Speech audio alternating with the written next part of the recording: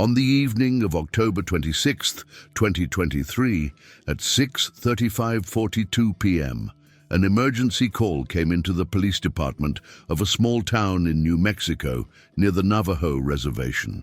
An elderly woman reported strange noises coming from the backyard of her neighbor, a house that had been empty for 3 weeks. What began as a routine check would turn into one of the most disturbing cases ever recorded by law enforcement in that region.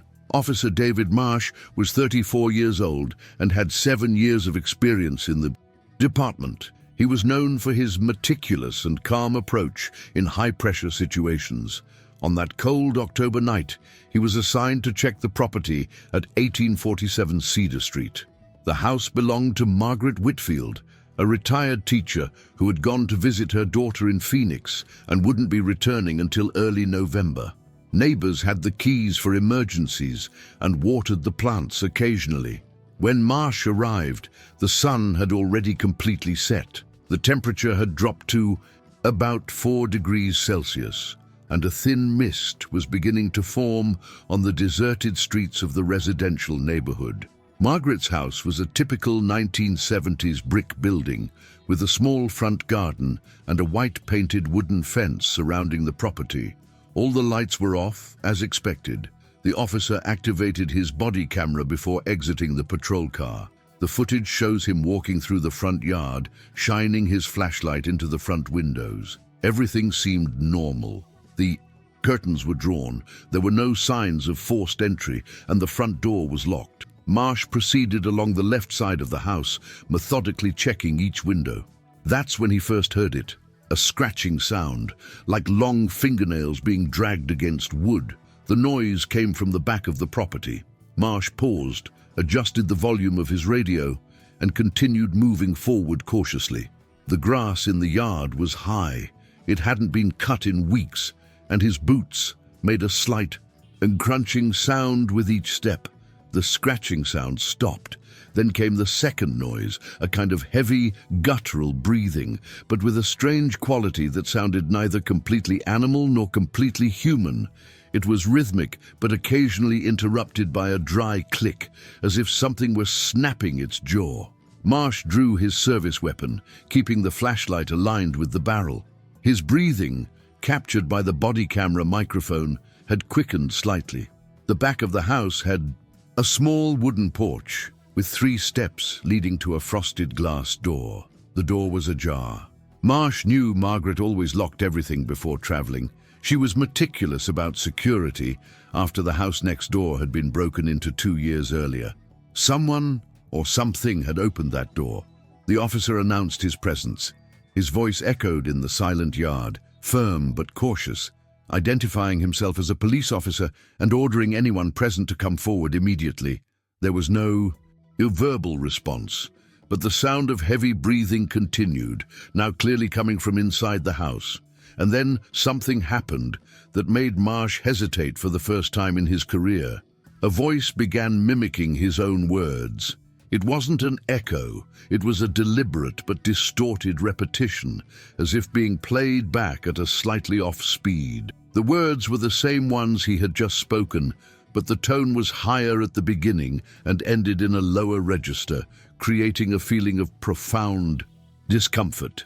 The body camera recording perfectly captured this moment, and subsequent analysis confirmed that the mimicking voice did not correspond to any normal human vocal pattern. Marsh requested backup by radio. His position was about 15 minutes from the nearest officer. He had 2 options: wait for reinforcements to arrive or investigate immediately, considering there might be a victim in danger inside the house. Following protocol for a possible hostage situation or dangerous intruder, he decided not to wait. Climbing the 3 steps to the porch, Marsh slowly pushed the door open with his left foot, keeping both hands on his weapon. The door creaked open completely, revealing the house's dark kitchen. The beam of his flashlight cut through the darkness, illuminating a wooden table, chairs, and clean, organized countertops. Everything seemed normal, except for the temperature. The interior of the house was significantly colder than the exterior. His breath created visible clouds of steam. That's when he saw the footprints. They weren't normal footprints, imprinted in something that looked like damp earth or mud, but with a strong odor of freshly turned earth and something else, something organic and decomposing.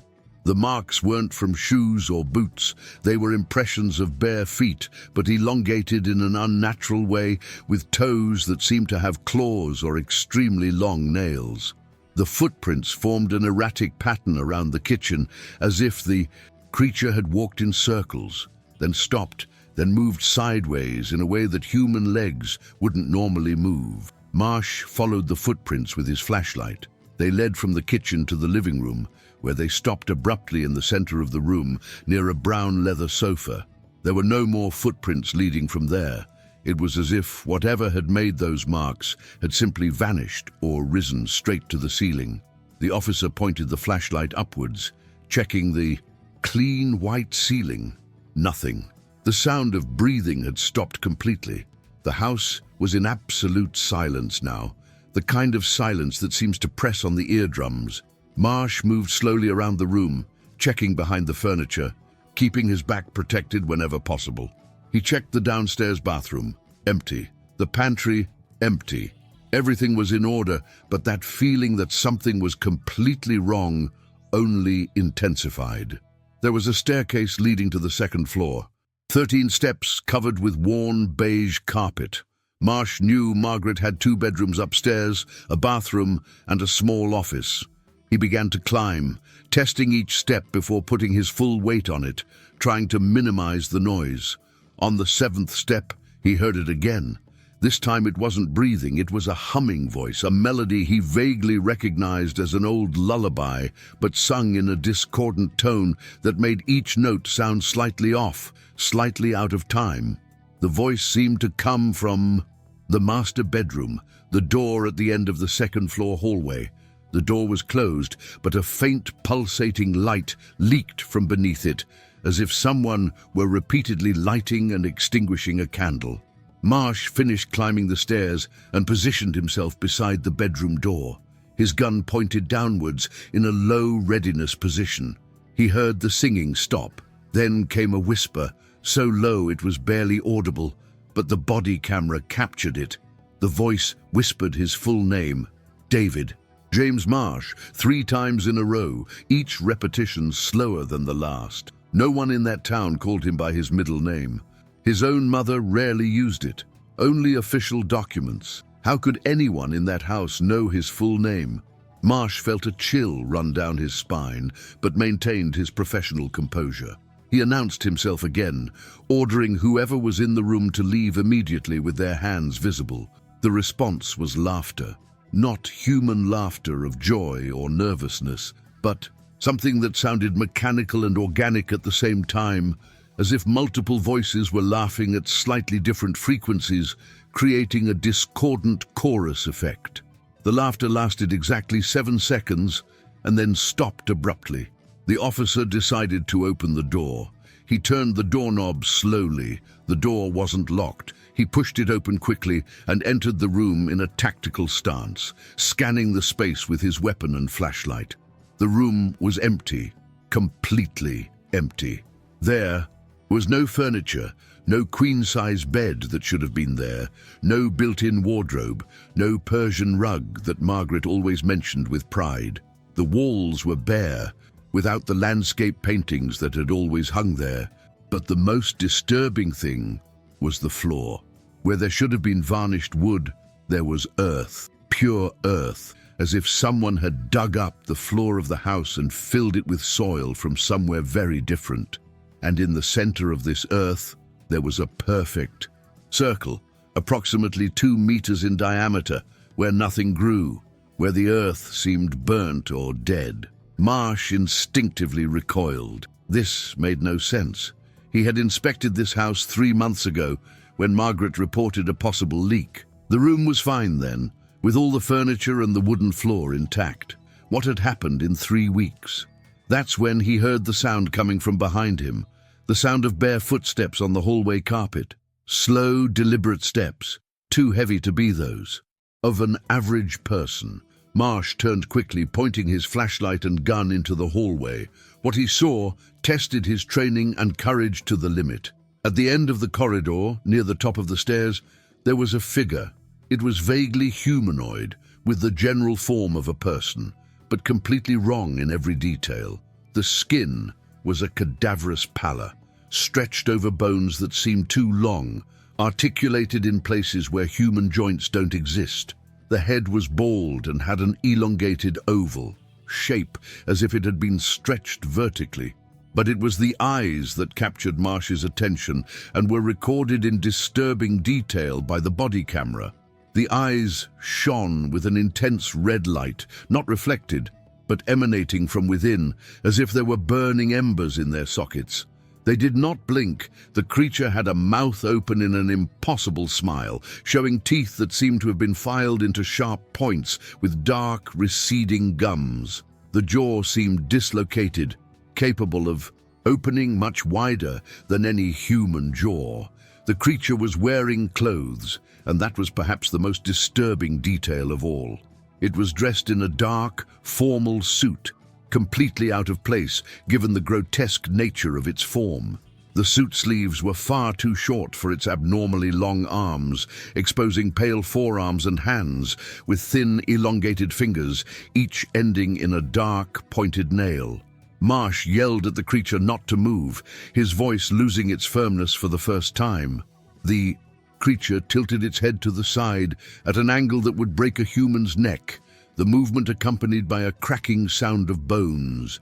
Then it began to move, but not walking. Its body moved forward while its feet seemed to glide, as if being pulled by invisible threads, without the natural motion of walking. The officer retreated into the dirt-covered room, keeping his weapon pointed.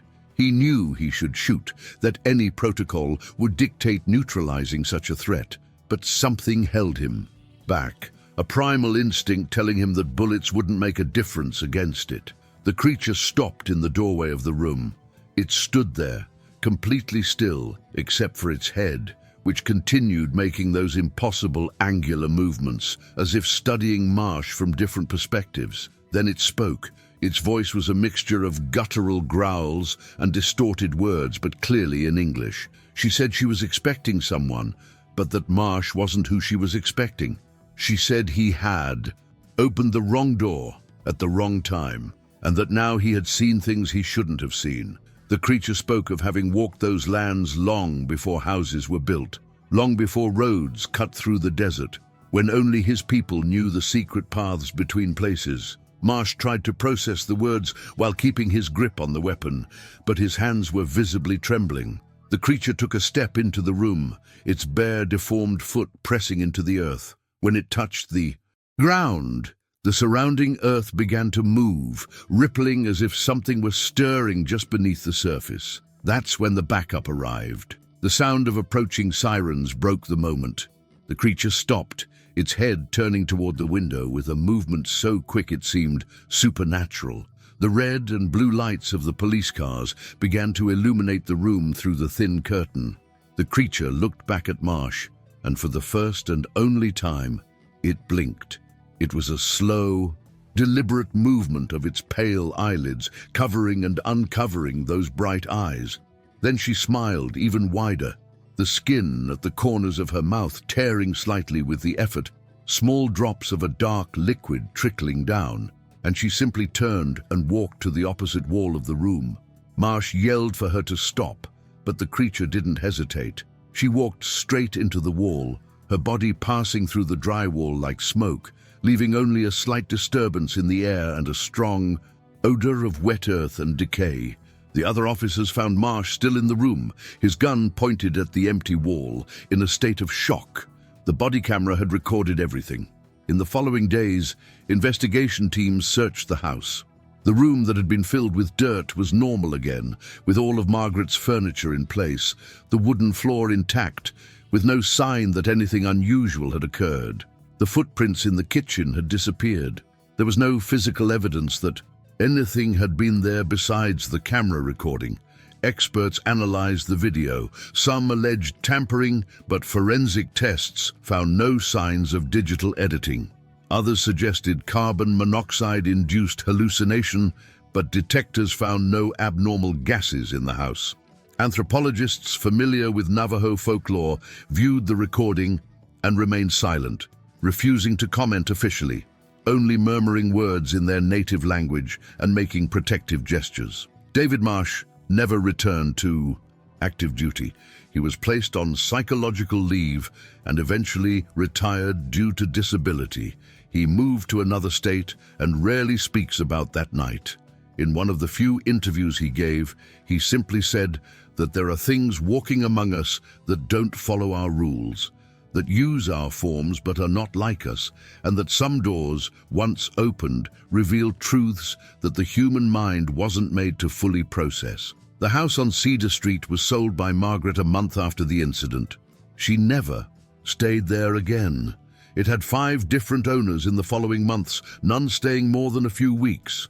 Currently, it is abandoned, with boards on the windows and a condemned property notice. Neighbors occasionally report seeing strange lights on the second floor and hearing footsteps, but no one, the local police, accept calls to verify that specific property. The case officially remains unsolved, filed as an anomalous incident without proper classification.